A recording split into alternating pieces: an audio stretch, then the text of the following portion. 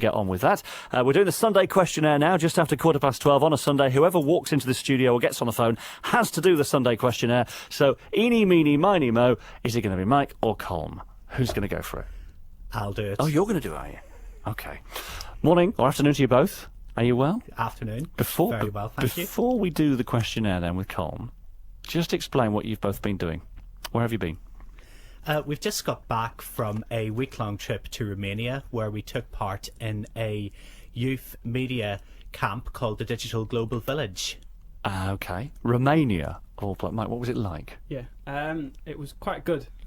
It's our group is called KhoaZ Media, and we're based at Space 109, and we meet once a week on Thursdays, and we're currently supported by Arts Action York, which is the community arts department of the council, and they're a member of a European youth media network called Youth for Media, and that's how we managed to go there, and it was an eye-opener. It was interesting. I can't really... Who you mix? So were you mixing with people from, presumably language barriers must have been the first thing, with people from all over the European Union? Actually, this puts us to shame, but the language we all speak is English, and they speak it well, and we speak a little bit of French, a little bit of German, and then we're there going, what's cheers in Polish, and that's how we pick it up. So it's a bit of a barrier, but not as much as a barrier as you'd think, actually. And what activities did you actually get up to in terms of KhoaZ Media, and what did you produce when you were there?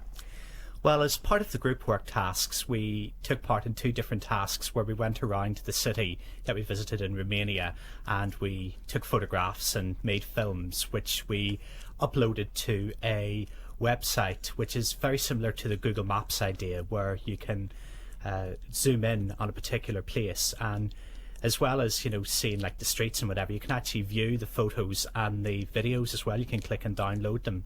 Wow. So, yeah, all these people who say that young people have got nothing better to do and aren't very constructive with their time, how would you respond to that then? I'd say that just, you know, kind of open your eyes and see there's a lot of youth action going on here in York, not just with ourselves and KhoaZ, but, you know, and I do a bit of work with York CVS as well, the local volunteer centre, and we've got hundreds of young people on our books who are up to voluntary work here in York, so it's definitely happening here. Okay. What was the food like, Mike? That was brilliant. When we were there, we're trying to sort of use some of our platforms together, like Twitter, Facebook, MySpace, sort of on one platform. And every day, Twitter was our sort of funny platform. So every day, breakfast was a surprise. And we put a photograph of our breakfast, lunch, and tea on Twitter, and things like deep fried cheese. Yes. Yeah. What, for breakfast? Yes. Deep fried cheese?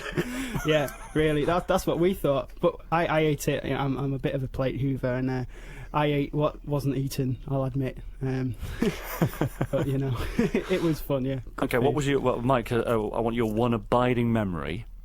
What was the funniest thing that happened, or the thing that's going to stay with you for the rest of your life from that trip? All right, okay. Trying to get to sleep at what's probably a reasonable time, you know, 1:30 in the morning, when in our hotel there was a wedding going on.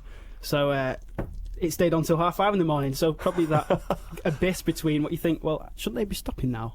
Until 5:30, 6 in the morning. You've been willing them to stop as well, thinking, shouldn't they? Won't they stop now, please? Yeah, they're still dancing. Oh my gosh.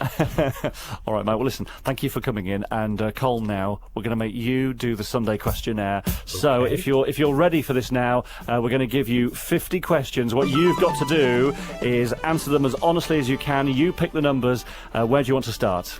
I'll go for 28. Okay, you're going for number 28 on the Sunday questionnaire, which is, if you could star in any TV programme or radio programme, past or present, which one would you choose? I would like to host Top of the Pops with John Peel, if possible, because I always watched the programme when it was on, and I always think John Peel had a really good sense of humour when he was introducing the track, so I'd go for that. Good choice. Okay, second number. 9. Number 9. Are these your lottery numbers, by the way? Well, 28 and 9's my birthday, so I expect cards in 2 months' time. If you could travel back in time to any year or period in history, when would you go back to and why? I'd like to go back to 1981, which is the year of my birth, so you've got my complete birthday there. So now we know, 28th of September 1981. That's right. Way!